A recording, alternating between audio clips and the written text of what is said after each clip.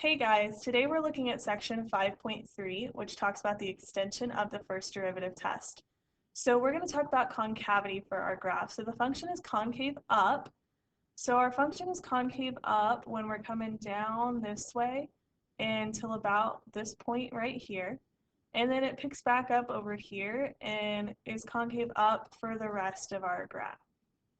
So it's going to be concave up on our interval from negative infinity to, that looks like about negative 0.5, union 0.5 to infinity. And my graph is going to be concave down in between those two. It's going to be concave down when the u kind of looks down like that. So from a negative 0.5 to 0.5. So it's concave down when our graph looks like this, and it's concave up when our graph looks like this. So the new vocabulary that we are throwing in is a point of inflection. So a point of inflection occurs when our concavity changes, which is when our second derivative is 0 or undefined. So these 2 points where we go from concave up to concave down and concave down to concave up are our points of inflection. So our extension of the first derivative test, we're still going to use our little helpful tool right here, but we're kind of going to be focusing on this part right here where we're talking about concave up and down, and we're going to use our second derivative to help us out here. So let's look at our first example. So we need to find our points of inflection. So that's where our concavity changes. So my first point of inflection that I see is we're concave down this whole time till about right here. So that's at 1, 2, 3, 4. And then we're concave up, and then right here, and then it's concave up again. So my points of inflection, my critical values that we're going to check are 4 and 6. So I'm going to put 4 and 6 on my number line.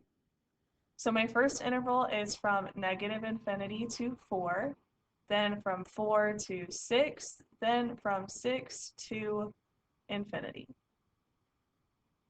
So for this one, f of x is concave down on the first part, because we're concave down right there. Then from 4 to 6, we are concave up, so it's going to be concave up. And it looks like from 6 to infinity, we're also concave up. So I'm going to have concave up like that as well. So what that means for my second derivative is whenever we're concave down, my second derivative is negative, concave up is positive, and concave up is positive. So a conclusion that I can make is because our concavity changes right here with the negative and the positive, 4 is going to be a point of inflection. So what I'm going to say is x equals 4 is a point of inflection because our graph changes from concave down to concave up because we're looking at our graph over here. That's what they gave us. So I'm going to say because f changes, and I'm just going to say changes concavity. But if I'm looking over here at 6, we're concave up before 6 and concave up after 6. So I'm going to say that x equals 6 is not a point of inflection, POI, because f doesn't change concavity. All right, so that's how we would do it if we were looking at a graph. Let's look at how it would work if we were looking at an equation. So step 1 is to find the possible points of inflection. So we're going to take the derivative 2 times, so the derivative, then the second derivative, and we'll set the second derivative equal to 0. So my first derivative, if this is f of x, f prime of x is going to equal 3x squared minus, when I bring that 2 down, it cancels out down here, so minus 3x. So then my second derivative, f double prime of x, is going to be bringing that 2 down, 6x minus 3. And that 6x minus 3 is what I'm going to set equal to 0. So 6x equals 3, and x is equal to 1/2. So that 1/2 is what I'm going to put on my number line right here. And so now I'm going to look at my intervals. So I'm going from negative infinity to 1/2. And I'm going from 1/2 to positive infinity. So some test values, one that falls in this interval that would be really easy is 0, and over here would be 1. So if I'm looking for f prime of 0, f double prime, we're looking at the second derivative, so I'm going to be plugging it into this right here, my 6x minus 3. Well, 6 times 0 is 0, minus 3 is a negative 3, so f double prime is going to be negative. When I plug in a 1, 6 times 1 is 6, minus 3 is a positive 3, so that's going to be positive.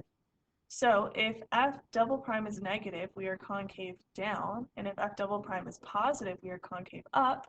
So since we changed concavity, this is a point of inflection. So my conclusion that I'm going to make is that x equals 1/2 is a point of inflection because f double prime changes signs.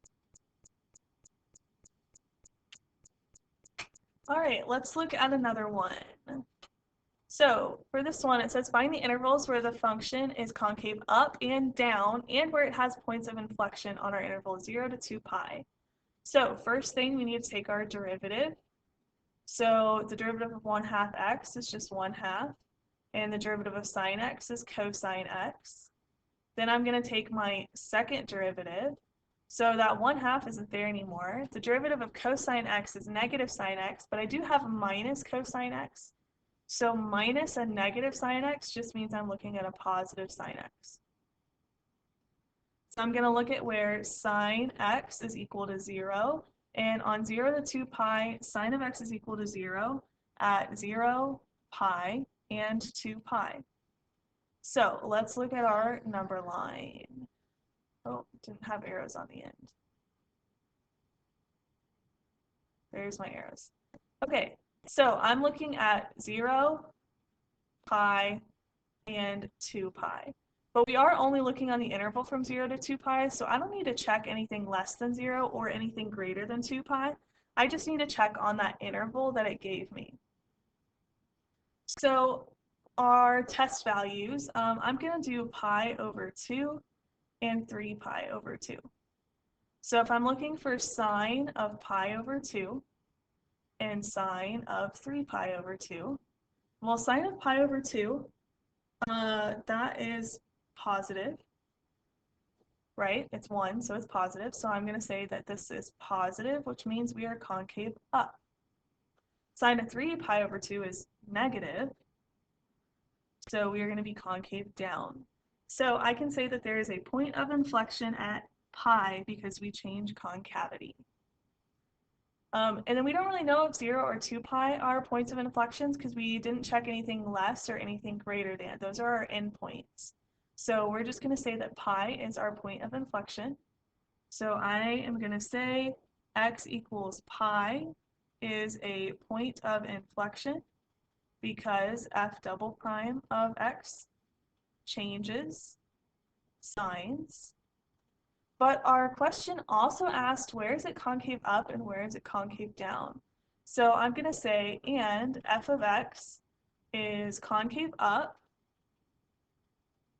and it's concave up on my first interval right here. So I'm going to say concave up on 0 to pi because f double prime is greater than 0, and concave down on pi to 2 pi because f double prime is less than 0. So because f double prime is positive and negative here. All right. Next thing we're going to look at, so it says given the graph of f double prime, so the graph of our second derivative, find where the graph is concave up and down and find all points of inflection. So our graph is going to be concave up when f double prime is positive. It's going to be concave down when our second derivative f double prime is negative. And it's going to have a point of inflection when my second derivative is equal to 0. So let's start with A, where it's talking about concave up and concave down. So for my first graph here, I'm going to say that it's concave up on, well, it's positive from negative infinity to negative 3. And it's positive over here from 1 to 3. So it's concave up from negative infinity to negative 3 and 1 to 3. And I'm going to say because f double prime is positive. And then I need to look at where it's concave down. So that's where it's going to be negative. So I'm going to scroll down a little bit. And I'm going to say it's concave down from negative 3 to 1. And from 3 to infinity.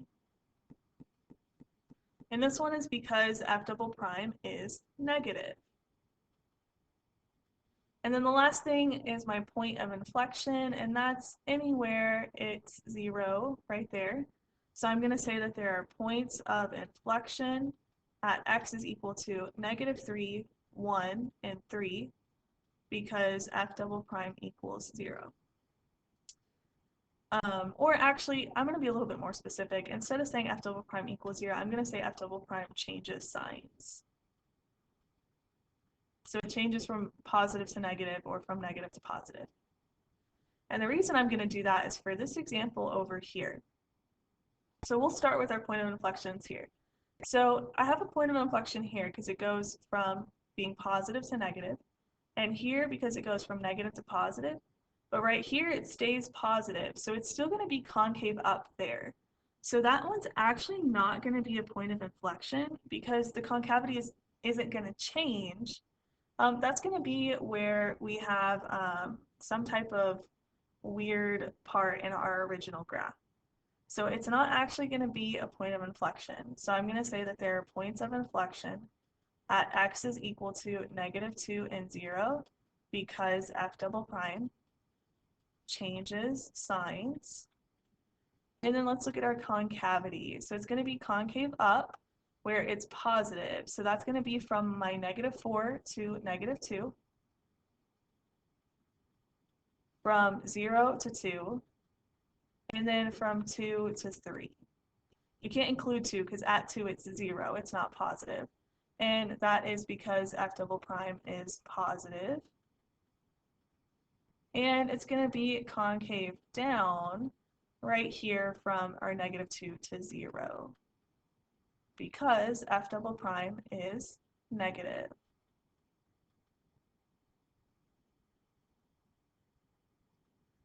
All right, that is it for this video. That's it for our 5.3 notes. You guys do have a Go formative that goes with this, so please make sure that you get started working on that. And remember, if you have any questions, you can ask me in class. You can come to my tutoring times, or you can send me an email or a remind text, and I will answer as quickly as I can. You guys have a good day.